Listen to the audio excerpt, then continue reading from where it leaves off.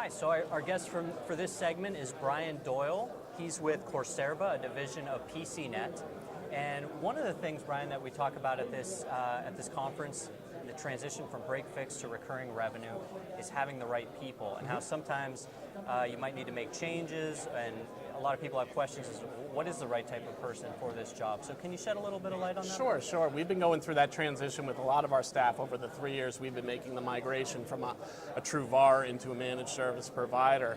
And in doing that, what we really realized is it takes a different set of skills, and it starts first with those people skills, those soft skills that are required in order to serve the customer base.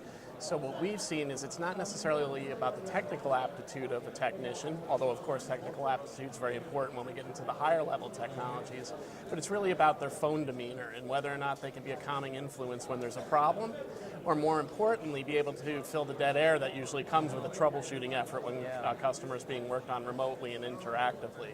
So we've seen over the last couple of years really a transition from a lot of the traditional break fix guys that were really good at fixing widgets but didn't necessarily know how to interact, into a group of people that were helping rise up in technology but really know how to be almost a consultative approach to helping out our clients. Okay. Now, when you made this transition, how many of your employees were able to make the transition?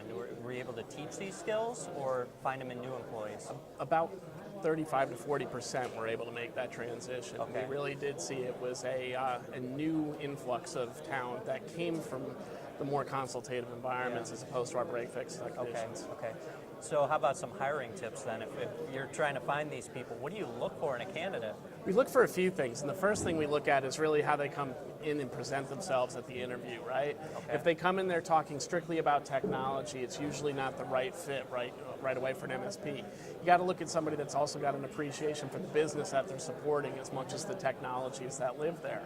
And you look for people that can, basically outwardly state how they can help a customer move forward in their lives and become a better company.